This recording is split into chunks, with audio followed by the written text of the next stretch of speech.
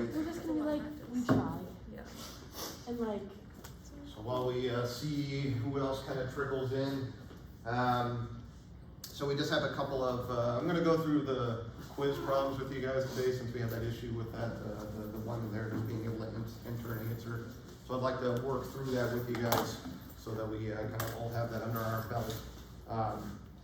So we'll work through that, and then, actually I think we'll work through the first two questions on the quiz since I had some emails about how the answers were apparently wrong online, but I think there might just be a personal math issue that came through with that, but we'll see what happens. So we'll do that, and then I got a couple other problems. I got a really challenging one, okay? That'll be a little bit different, but based off of what we're going to, everything we've been doing so far this semester, right? This chapter basically is what it is. So a couple of problems just to kind of drive home the point that we need to make sure that we're spending the appropriate time as we can to understand and how to solve these problems and work through the ideas with them, right? Other than that, so we should have, like I said, I'm here for as long as you guys need me to hang around, but like I said, I don't think we're going to be here the full kind of hour or so, but we'll see. We'll have enough problems to keep us busy for a while and kind of later. I know you guys have other things to do before break also, so but we'll see what we can get through with that. Let's see, when we come back from break, we will launch into the next chapter there, where we'll be kind of covering the exact same stuff here, except we'll be dealing with some of the stuff that you guys have been doing in lab, right? I think you guys did some titrations and things, and we'll talk about the different points of the titration curve and how we can apply miserable math to figure it all out, right? So it's a hint, it's going to involve more ice tables, all right? So, all right? But we'll talk about that, we'll talk about buffers and all these kind of things, and then we'll talk a little about solubility and stuff and all that too. So we got a couple of different applications of K coming up is all it really is. Let's see. Yeah, I think that's kind of all. We'll have another quiz the week after you guys get back there. I'm going to try and get back to giving you guys a quiz a week here so we can kind of make sure, like I said, the more quizzes I give you guys, the more we can drop at the end of the semester, right? So that any of these bad quiz grades that might come along the way, then won't really kind of tank you guys so much, right? But remember, for those of you guys who haven't noticed yet, I take all these questions from the quiz from the book, right? So the answers are there for you guys. You just need to work through them. You're welcome to come by and check your answers in my office or whatever you need to do just to make sure you get it right, okay? If you can't make it to my office hours, that's fine. Just send me an email, right? I have no life, and so I live on campus, essentially, right? So I'm here, I'm live, right? So you just need to just come find me, and I'll be happy to help you guys as I can, okay? All right. So, yeah, let's get started with prayer, and then we'll warm up here a little bit with some easy math. But Lord, we just thank you for another day and another opportunity.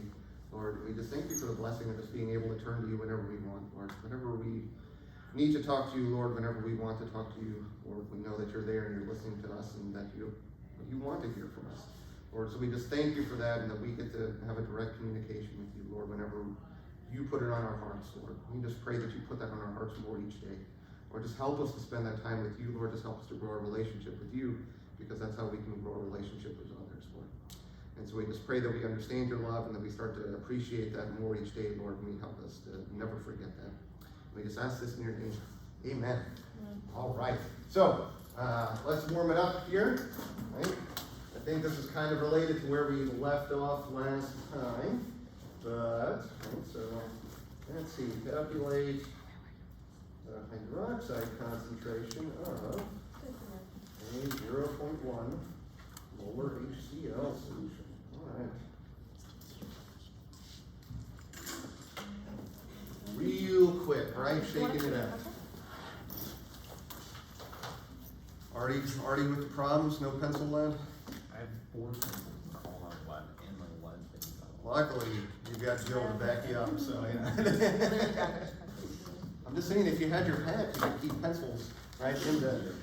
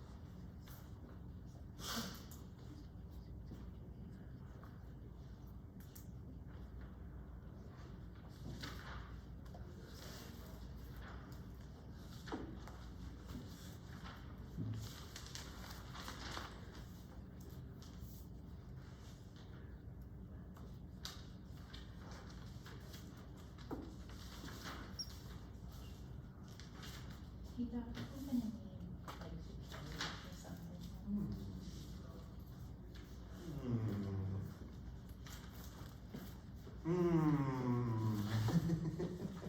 What acid do we have here? A strong one. Uh-huh. Oh. Do we really need our K for any strong acids? Right, our assumption is such that we completely dissociate, right, our strong acids, right?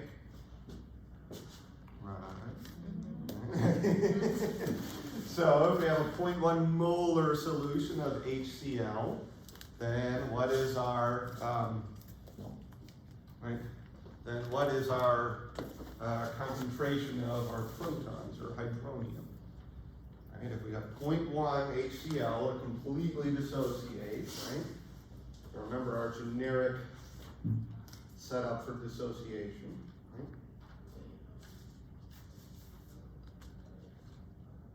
Something like this, right? So if we completely turn HCl into H3O plus, how much do we have? We start out with 0.1, and how much of the H3O plus do we make? 0.1. Got it? So who cares? Why do we need to know the H3O plus concentration? That's not what I asked for. I asked for OH minus. pOH with pH equals. Right? But remember, we can, if we know one, we can know the other. Right? If I know pH, right, I can figure out pOH. Okay? Those are inherently related to each other. How are those related to each other? pH plus pOH equals 14. Got it? So if I know one, you can know the other. Good? Yeah. If this is on the exam, would you have to go through and make the ice table? Or No. just assume that- No, that is perfectly fine. Yeah, you can, like with strong, this is the point that I was trying to make with say, hey, why should you recognize your strong acids? I mean, you could go through and ice table it up and you'd get to pretty much the exact same answer that we had here, right? And so why spend your time doing something if, you know, we can approximate it, so to speak, right? Yeah. And then. Alright, I got it. Okay. All right, so we take the negative log of 0.1. Okay, so if we start out with 0.1 here, that means we're going to make 0.1 of this, right? So we take the negative log of 0.1, which is equal to 1. So our pH is equal to 1, which means our pOH is equal to 13. And so if we back out, right, the concentration of OH then, so if our pH is equal to 1, right, pH is equal to 1, pH plus pOH equals 14, pOH then equals 13, right?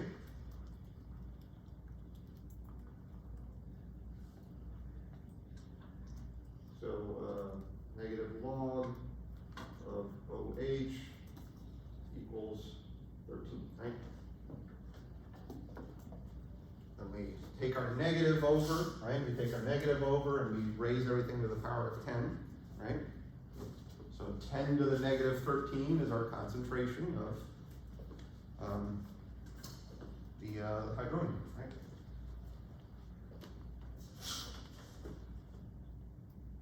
So 10 to the minus 13 equals OH minus. Good? Does that make sense? Okay, we should always ask ourselves, does our answer make sense for this? Well, what does 10 to the negative 13th mean? Very small number. A very small number. Well, what kind of solution do we have? Extremely. A strong acid solution that's fairly concentrated, right? So does it make sense that we have a small hydroxide concentration? Yeah, right? That seems to make sense. Good? So remembering the relationship between pH, pOH, H3O plus, right, OH minus, all these kind of things. Very, very useful. All right. Now we got the rust not loose there, so let's do another one here with a little bit of a twist. Calculate pH of a 0.0011 molar make it a little bit trickier here. Calcium hydroxide. Right? So, all right.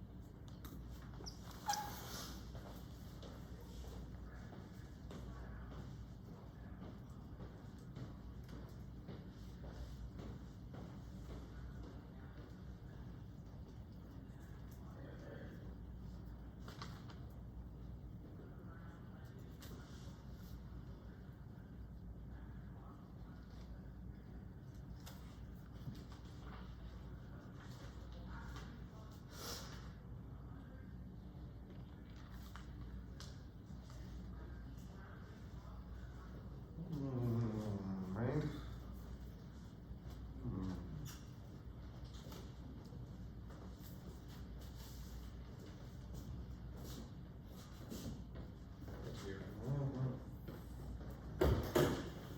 So what should probably be the first thing that we try to figure out here? Well, first things first, we gotta figure out what the world calcium hydroxide is, right? 1 calcium, 2 hydroxide. Okay, so we gotta remember how to balance ionic compounds, right? Calcium's always a 2 plus, hydroxide is 1 minus, right? So calcium hydroxide is this. So what does that tell you? Something very, very, very important. For every 1 calcium hydroxide, I have what? 2 OHs, got it? So if I have a 0.0011 molar solution of calcium hydroxide, right? We put this in the water, it dissociates. It's an ionic compound, right? It completely dissociates, right? So how many hydroxides do I have floating around then? 0. There's 2 for every 1 calcium hydroxide that I dissolve. So what's my concentration of hydroxide? 0.0022. 0.0022, got it? Everybody with me on that? Okay, always paying attention to the stoichiometry, how many OHs I have, all that kind of stuff, right? So, right, concentration of hydroxide is 2 times the 0.0011, right? Because of that right there. Good? Okay, so what? Great. Now we figured out our hydroxide concentration. 0.0022. Okay? So now there's a couple ways we can get to our answer of pH there, right? We could take the negative log of that answer, right? Get our pOH, relate that back to our pH, all that kind of thing, right? That's perfectly fine, that's perfectly acceptable, right? Just for argument's sake, right? Let's look at it from a different side here, right? Remember that the concentration of H plus times the concentration of OH minus, that's equal 1 times 10 to the negative 14th, right? That's where the idea of pH plus pOH equals 14 comes from to begin with, right? We take the negative log of this, the negative log of H plus is what? pH. The negative log of OH is pOH. You take the negative log of 1 times 10 to the 14th to get 14. Got it? So these are the 2 same equations, the only difference is when we take the negative log of something, right? So, we know that, we know this, right? So can we figure that out? Yes. Sure. We just rearrange, right? H plus is equal 1 times 10 to the negative 14th over OH minus. And I got, oh, I didn't write that down for some reason. All right, somebody do the math for me real quick. For some reason I didn't write down what the H plus concentration was. So this divided by that. Not 4.5 times 10 to the negative 12. 4.5 times 10 to the negative 12. 4.5 times 10 to the minus 12, right? Okay? And so then if we take the negative log of, we've got to be careful which brackets I use, 4.5 times 10 to the minus 12. Right, I got something like 11.34.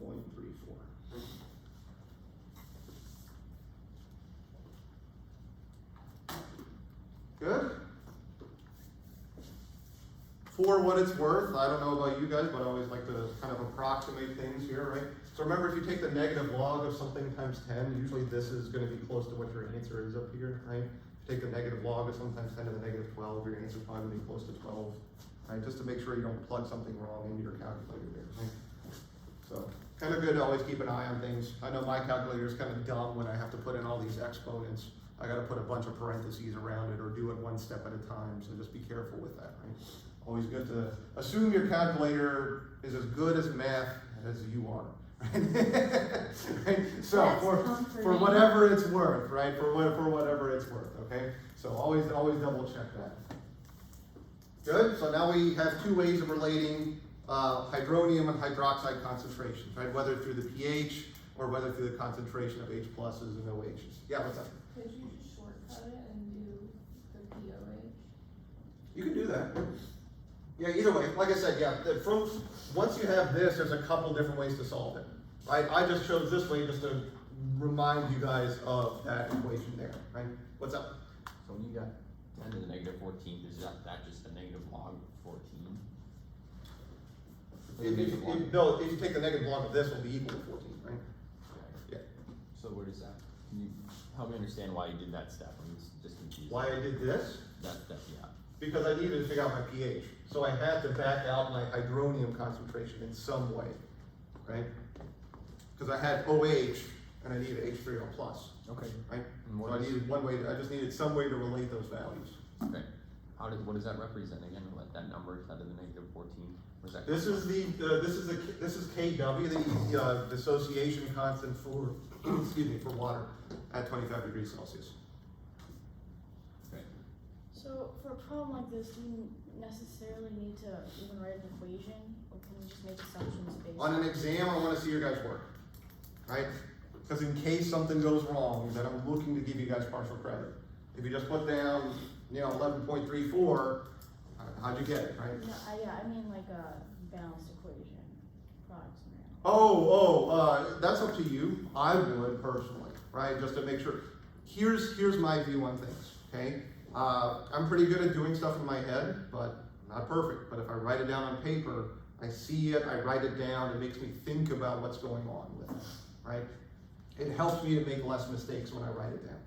I can go back and check, see what my numbers mean, where did I get that 2 from, these kind of things. So it's up to you, but my recommendation is why not write it down? Right? I will give you all the paper you need if you run out of paper. How's that sound? Okay. And I will even buy you pens if you run out of ink. Wow. What a deal, right?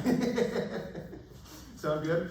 So, all joking aside, you guys know yourself better than I do.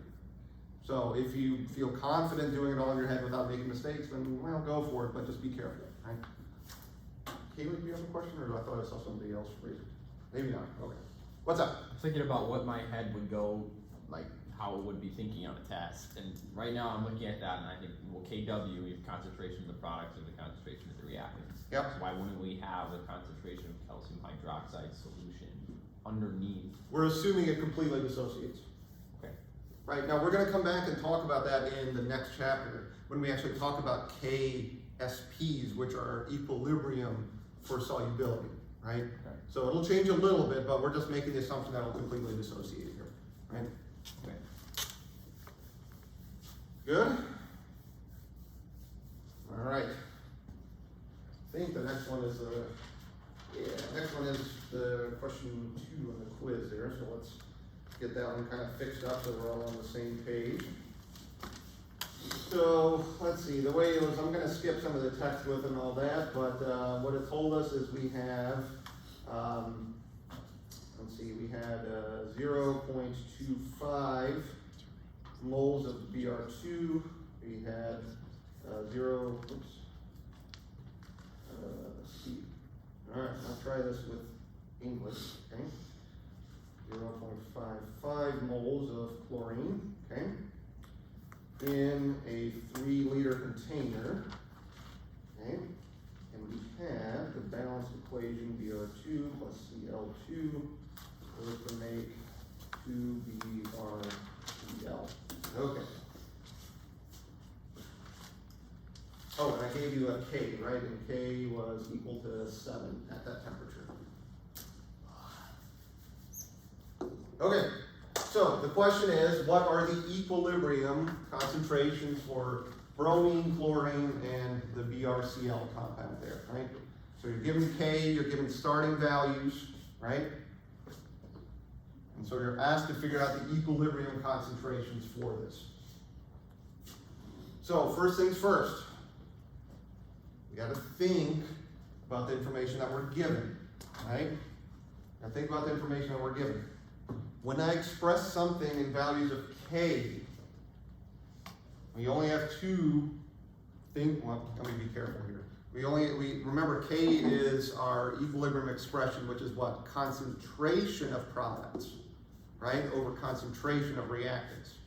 The information given in this particular problem is in what? Moles, but we're given volume, right? So what's the first thing we need to do? Change moles into molarity. Got it? These are all gases. I forgot to put that here, pardon me. Right? These are all gases, so we assume they occupy the complete volume that in the container that they're in.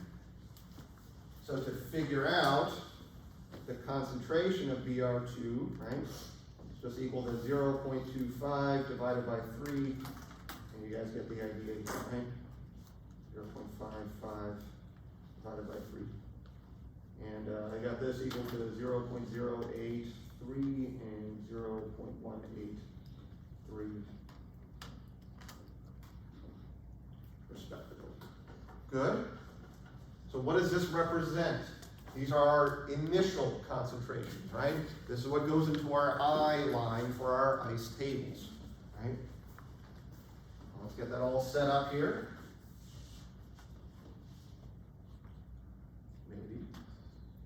Maybe. So I always like to make sure I got everything nice and labeled, so I put my equation up here, so I don't forget what values go with what. So 0.083, 0.183, we assume there's none of this to begin with, right? We minus x plus 2x, right? 0.083 minus x, 0.183, tired of saying x, and there it is. Okay, good? Standard ice table setup, right? Initial concentrations, we subtract out some value that we don't know of yet, right? Because we're not given any information about that at the moment. Right, we're asked to figure out what the equilibrium concentrations are, so we don't know what they are, so they're an unknown, a variable, an x for us at the moment, right? So be careful about what information is given. We have K, so now we just need to set up our K expression, but be very careful, okay? So just for argument's sake, right, K is equal to what? Concentration of our products, right? Over concentration of our reactants. But here's a point where we can start to make a mistake, just given the chapters that we're in. What's wrong with that? Yeah, exactly, right? Don't forget that we need to square that on top, okay? Remember, our balanced equation has, 2 of our BrCls. Don't forget those stoichiometric coefficients, okay? All right, so see where you guys can finish this up with that. Remember, K is equal to 7, right?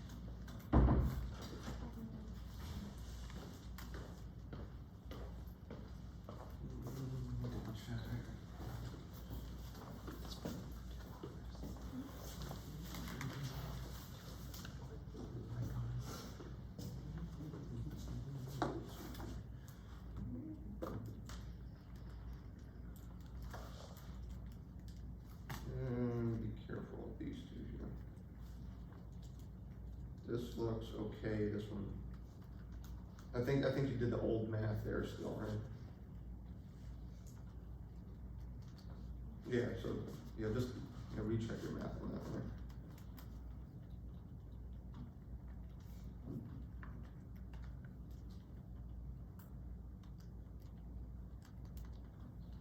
Yeah, that's all it should be for that.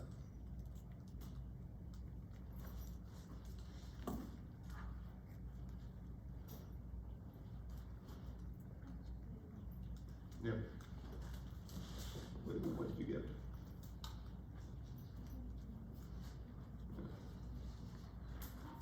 Yep.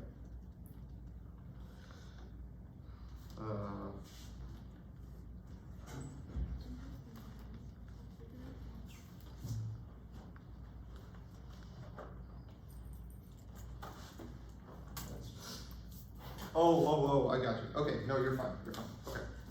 I think I just misread your, yeah, sorry, that was my fault. I'm just looking at your, that's me being dumb this morning. I'm a little bit slow, sorry about that one. Mm-hmm. I'm sorry. It is a long problem. It's, yeah. I know.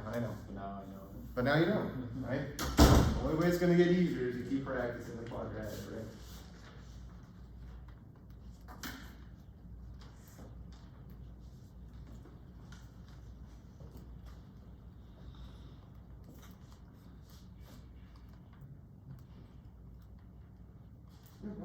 Just looking at that.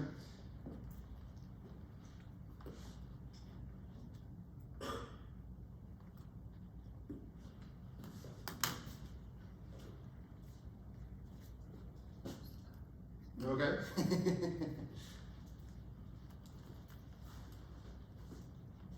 You got the physics exam coming up too. Warming up for the math, right? There you go. The physics stopped here, but then the maths carried down all the way. It is math heavy, that's true.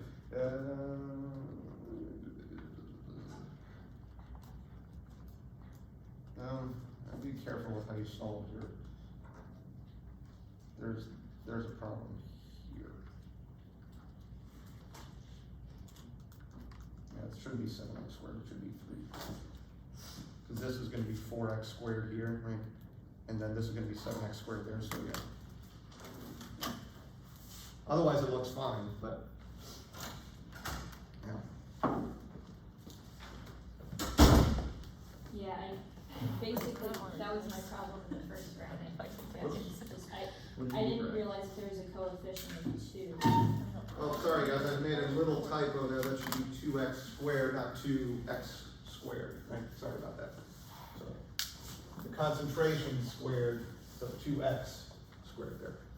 Otherwise you're gonna get something different. With the parentheses, doesn't that make it different? Hmm? If there's parentheses, then it would be 4x. It'd be the answer is 4x squared The instead of answer is 2. 4x squared? Yeah. 2x squared is 2x times 2x, not just 2x squared, right? Yeah, sorry about that, that makes a difference, right? The difference is, right? This is not equal to 2x squared, right? You get what I mean? Yeah. Sorry, that's my fault. No, I got it wrong. Well, I'm just dropping that one from the quiz, so don't worry about that. Oh. Yeah, like I said, how can I grade you guys on something that, but, here it is, right? Is this a fair test question? No, it has quadratics in it, Dr. A. Right? But there's nothing different about this one, right? It's just, we have to pay attention to the volume stuff at the beginning is what it is, right? So, but yeah, be careful about this here, that's, Sorry. yeah. Just gonna say that. Okay, so if we do a little bit of shimmy, shuffle rearrangement, right? I just kind of gave you guys a little bit of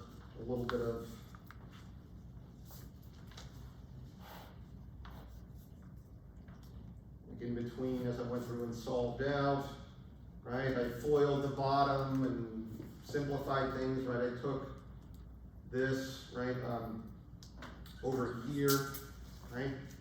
And then I rearranged and solved, so I got 3x squared minus 1.8662x plus 0.1069. Okay. Good? Quadratic time. All right, you get two answers. This is always the tricky part, right? You know, plugging the stuff in the quadratic. I got x is equal to 0.064 or 0.56. Right? Now, what does this represent? Remember, x represents two things for us. Okay? So if we zoom out and just kind of scroll up here, right? It tells us that it's how much concentration gets changed. Okay? So what would happen if I have x equal to 0.56? I get negative concentration values. Does that ever make sense? No, right? So pay attention to what your answers are. One of them shouldn't make sense. Okay? So then we know x is equal to 0.064 here. And then we can just plug that stuff in. Okay?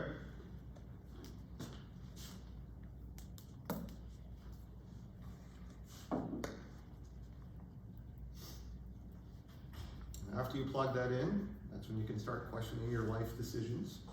Why am I doing this to myself? I'm kidding, right?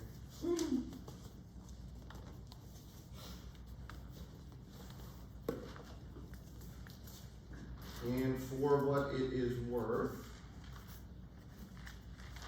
I got my bromine concentration at equilibrium, right, 0.083 minus my x is equal to about 0.019. 0.183 minus 0.064 equals 0.12. And is equal to, whoops. Right, this was equal to, wow, all right. I'll get this right. It's my first day. Okay. 0.13. Okay. Good? Tricky? Not the setup so much, right? What's tricky about this stuff? Solving and getting everything reduced down and setting up your quadratic, right? So this is why I like to see your guys work, because it's very easy to make a mistake in there. It took me 2 times to make sure I got it right. Okay? How can you check to make sure you got things right, though? Plug it in. Make sure. Plug it in, right? These are your equilibrium values, right? So that should be equal to 7 if you got everything right. If you set up your K expression there, that should be equal to 7 if you got everything right. You know Good? what's stemmed up? I actually did plug it in, and I ended up getting a number that was close to 7, but not exact, and I was Aha. close enough. Now that's true, right? We might get something like 7.012 or something like that, right? It should be close enough. What's up? Oh, on the quiz, Jill and I, we didn't distribute the exponent, but we got the same x. Okay. So it was like pretty much the same thing. Cool. Okay. But it wasn't quite 7, it was really close. Ah, so you got, sometimes it's good to be lucky, right? There's something to be said about that, right? All right.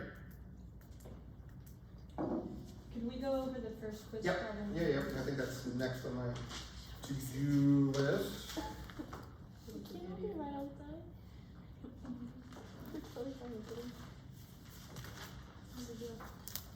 All right, so we have in equilibrium mixture.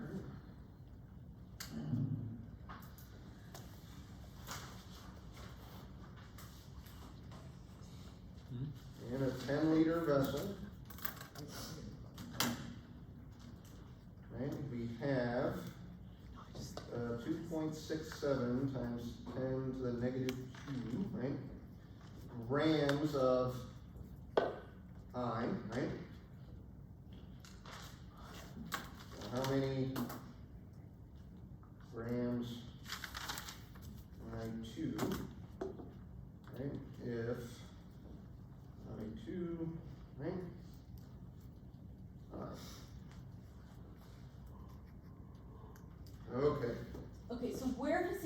didn't add them down. Right, so what do we always need to make sure we have before we start looking at these types of problems?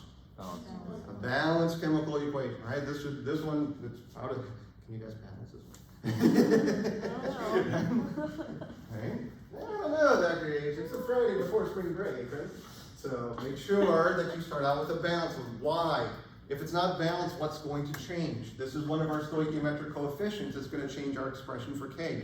And if you change the expression for K, you're going to get the wrong answer. And if you get the wrong answer, then you're going to have a bad time, right? Okay, next. What information do they give us? Well, they tell us how many grams of the iodine we have, right? We have at equilibrium, right? In a 10-liter vessel again. Now, again, when we set up an expression for K, it's not in grams, it's not in moles, it's in concentration. Got it? So we have grams, we have volume, so what do we need to do? Convert the grams to moles and divide by liters. There you go, right? So 2.67 times 10 to the minus 2 grams of this.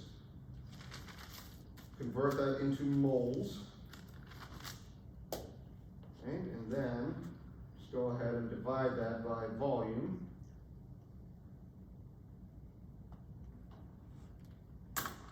This is our concentration for I, right?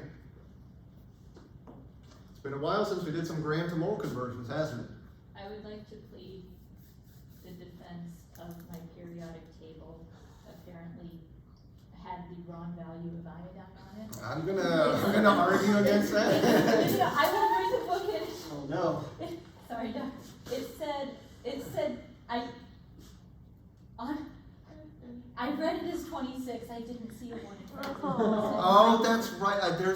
That's right. There was this recall on periodic tables from misprints on iodine. I forgot the email you guys about. I So think right. there must be a mark on the periodic. I know, it's okay. All right. Okay, so now we've got concentration of iodine, right, based off of our equilibrium concentration, right? That's our equilibrium concentration. Right, that's what the problem's giving us. So we don't have to go through and do any ice table rigmarole, right? Isn't that fun for a change? No. No.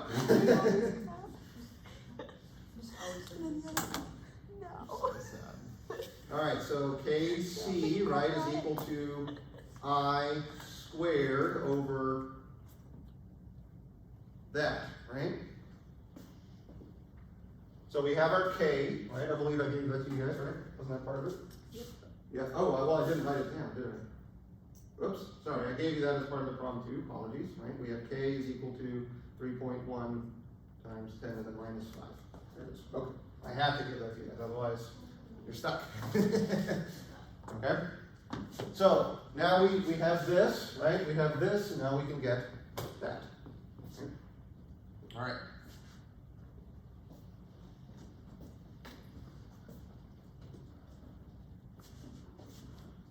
So, if we start to do a little mathematics here. Okay. So we have 3.15 times 10 to the minus 5, or K is equal to 2.1 times, 2.1 times 10 to the minus 5 squared over I2. Okay. And if we rearrange and solve for the concentration of I2, I got 1.43 times 10 to the minus 5. Good? But that's not quite what the question was asking. What was asking for? How many grams? Right? So now we have concentration, so now we have back it all the way out to grams. But we have volume, right? And we can pull the molecular formula, right? Or we can get the molecular weight for I2 from periodic tables that have the correct values. I did all my math right. I know, it's frustrating, I Can I understand. get at least quarter credit on that? I will give you a quarter of credit, yes. I will, here, hang on. Oh, I don't, I got a penny of credit, but that's it. You're all good, don't worry about it. right? So remember, we're given concentration. Concentration is in values of moles per liter, right? So we can just back everything out. Okay, we're in a 10-liter vessel, right? So that gets rid of our volume, and then we have to convert moles into grams. 0.0362. Ooh-wee. Could you have done this with ice tables and gotten that answer? No, because I didn't give you initial concentrations, right? I gave you equilibrium concentrations. Okay. Why, did you try and do ice Yeah. tables? Oh, okay, yeah. But yeah, so it's, remember then, the value that I gave you is at equilibrium. Yeah. Okay. Yeah. It's also way easier to get this. Yeah, right, you don't have to set up the ice table and all that kind of stuff with her. But this is, I mean, it's a good point, right? Because we get these habits of ice table, right? But the tricky part, and that's what I keep trying to just, remind you guys of, the tricky part of Gen Chem 2 is kind of how they ask the questions and paying attention to what values they give you and what does it mean to be equilibrium versus initial concentration, right? All this kind of stuff jumbles together, right? So it's very easy to make that mistake, right? Just because we get that habit of doing it, right? That's why I always, like I said, the only trick I can give you guys is think, right? And it's difficult, but the other trick I can give you guys is this stuff only gets easier as you continue to practice it, right? So, but take a look at some of the different ways they ask this question in the book. That's the value of it, right? Different ways to kind of, how can we use K? When do we have to do an ice table? Remembering it's in concentration, balancing our equations, gram to mole conversions. And gluing a new periodic table on the inside. There you go, right? There's your goal for spring break, yes? All right. Let's see here. Do we want to do a tricky one? I do want to do this one with you guys. So let's do one more to really just melt the brain. Okay. What? All right. This one is a bit different, right? A bit different than what we've done so far. But Did you get question 5 to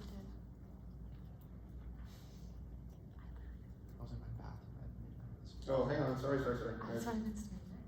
Not pH. Because we don't have the mass.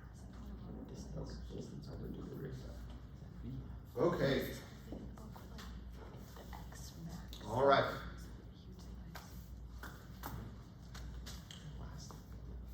So I'll walk through this one with you guys here, okay? This is a little bit different, and we have to kind of think about what's going on here, okay? So, let me get you guys to finish writing it down.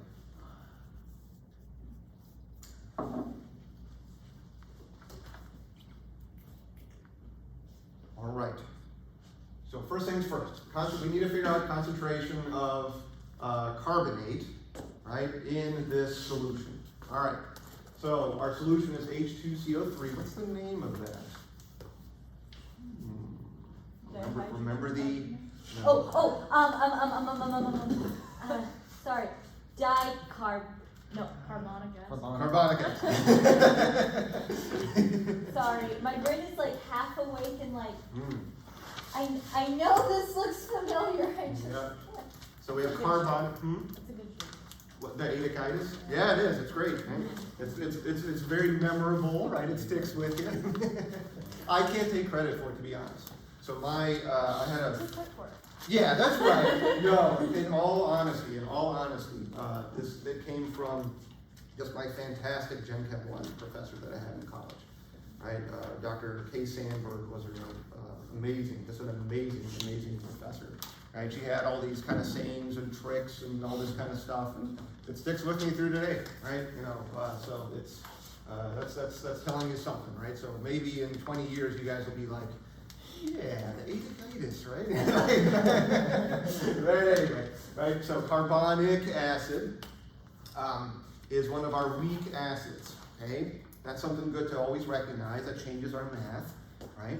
But the other thing to recognize is what? This is a diprotic acid, okay? Now remember, as you deprotonate acids, okay, it's a sequential process. You lose one H, and then you lose the other H. You guys catching me on this one here, okay? So we need to set up essentially 2 ice tables to get this done. Yay! Okay, here's what I mean, right? So the way this works is this will do one dissociation step, okay? And this has a K that's associated with it. So Ka1, right? 4.3 times 10 to the minus 7, okay? That has a K associated with it. Now notice what's not part of that equation yet. Well, what are we trying to figure out? The carbonate. Do we have an equation to express carbonate yet? No, right? So we've got to do the next dissociation, right? Where we take this, now we have that, right? So HCO3, 1 minus, dissociates one more time, and then we make carbonate, okay? And that has a K associated with it. 5.6 times 10 to the minus 11, okay? Boo, boo. So would we be able to determine those Ks on our own, given this information? No, that's, Okay. I'd have to give you that. Or ask the question. Yeah. Okay, so let's think about this process. Let's plan out what we're going to do here. So first things first, what do we notice about those Ks? 1 times 10 to the negative 7, 1 times 10 to the negative 11, right? Very weak acids. Why is the second K value less than the first one? Does that make sense? Yeah. Because it's like easier to pull off less. Not easier. Oh, no, it's hard. It's harder, right? We're trying to separate a plus from something that's already minus, right? We're trying to separate a plus from something that's already minus. That's, right? Positives and negatives attract, right? Good. Wait. What was the whole premise of that statement? It's always harder to pull a plus away from something that's already minus. So They're going to be weaker acids, so that's why the Ka is less. Ka1 or 2. I was asking why is 2 less than 1. Oh, okay. Yeah. Good. All right. Let's go through the misery. Wait, so we do like the 2 equations if we have, if it's CO2 minus, like if it was, or CO3 Yeah. minus. If it was CO3 1 minus, we would just do it lose 1 hydrogen. If I was asking for the concentration of HCO3, is that what you're saying?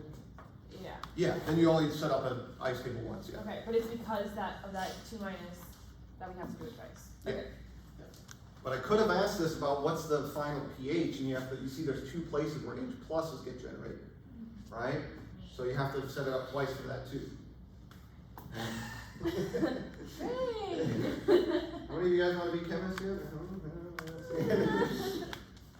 This is about as miserable as it gets, I understand. But at the end of the day, right? At the end of the day, once you see this once and once you think through it, it's all going to be worked the same way, okay? Because look what we set up. Wow, an ice table. Okay. 0.0037. Right, there's our initial concentration that's given, minus X, plus X, plus X. Okay? And I'll be honest, okay? Ask me how many times I've used this stuff in my research. Now, where is this stuff important? Why do we bother to give it to you guys? All these kind of things. It's extremely important in biological systems, right? Extremely important to understand equilibrium and pH and how it changes and buffers and all this kind of stuff. So what you're saying is that this is for those of us who want to go into medical science. This is for those of you guys who are getting your biochemistry degree, right? We're setting up how we deal with buffers is really what it comes down to, right? And we'll talk about that in the next chapter. Okay, so now we have Ka1 is equal to x squared, right? Our products right there, over 0.0037 times, oops, no, I'm getting ahead of myself, minus x, right? Remember I gave you guys the Ka1 there, times 10 to the minus, what was it, 7, right? So now's always a good time to kind of think about what we're doing. Right, this is times 10 to the minus 3 is our initial concentration. Our Ka is times 10 to the negative 7. So there's a gap of 1,000 in between there, right? Borderline.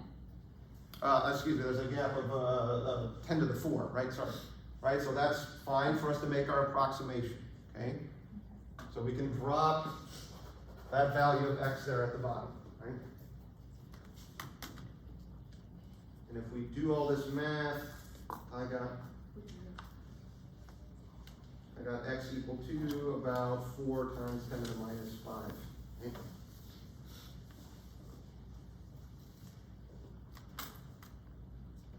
Okay, now's where things get a little bit tricky. So far, everything normal, right? There's nothing different about this here. I hope. Okay, yeah. Why did we drop the bottom? So we remember we have a large enough concentration and a small enough K that this minus a small x isn't really going to change that value. Okay. Right? If you take 0.0037 minus this, your answer is going to be 0.0036 something. Right? It's not really going to change anything. Okay. Right? You can go through. You can always go through and do your quadratic also. Right? Good, everyone with me? Right, this is pretty standard. Now we have to think about what this means. Okay, now's where the real difference comes in. Now Okay. we've got to do it with another isotope. Okay, so now our second expression is this, right? Goes to H plus CO3 2 minus, right? And we ice it up. And so now we've got to think, okay, so what information do we have for our second ice table? We have the initial We have the initial concentration of what? HCO. HCO3 and H plus. Got it? You guys catching me on this? Look at what we have up here, right? We have this X represents our initial concentrations for both of those. Right? The first dissociation makes some H plus. Got it? This is important. This is the important part here. This is the difference, okay, or one of the differences. So when we set up our ice table here, right, 4 times 10 to the minus 5, 4 times 10 to the minus 5, and then 0.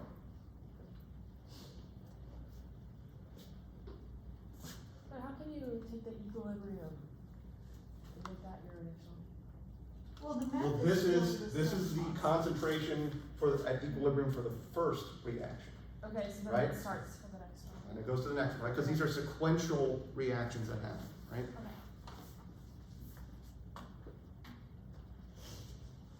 Now, for argument's sake, I label this Y, right, just so we don't confuse if we have too many X's, then we might forget what happens. That might be a good life lesson too, I don't know, okay.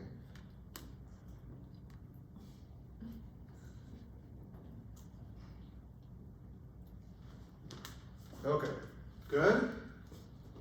You see where this math is suddenly gonna get tricky. Mm-hmm.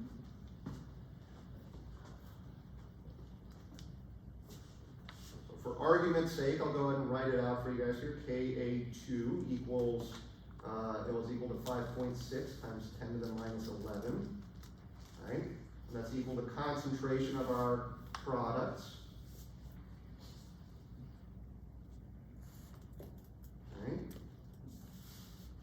Over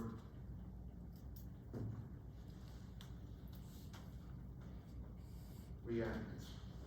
Yuck.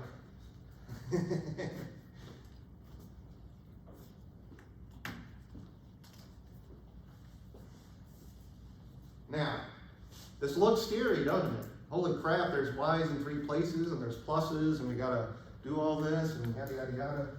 And you'd be right.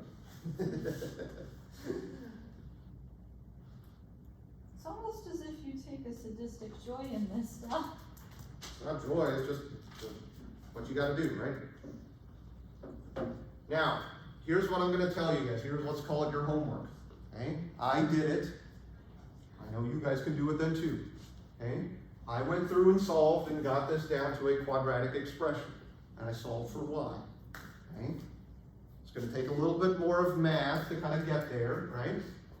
So you can take that over here to this side and start to simplify things down, okay? My approach on how I simplify equations is eating the elephant. And how do you eat the elephant? One bite at a time. One bite at a time, okay? Question Take that. one step and do it, yeah. Can we cancel the y in the denominator? So hang on, right? Okay? So go through, get confident in your math skills, okay? Practice it. And this is I mean, talking to you guys on the iPad also, I guess, right? As I look you in your camera lens. Right? The only way you're gonna get confident in your math skills is by practicing it. Sitting there and saying, I'll deal with it later, we all know what that's gonna happen, okay? You're not going to do it, so just do it, okay? It's gonna take time, you're gonna, make some mistakes along the way, but where do you not want to have those mistakes come up? The exam, right?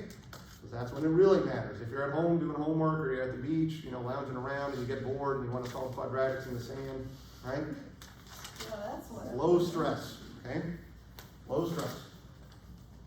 All right, so I think that's good. I will give you guys the answer, just so that you guys can work through it for yourself. I got the concentration of CO3 2 minus is equal to 5.6 times, wait a minute. Oh, interesting. Did I do that right down?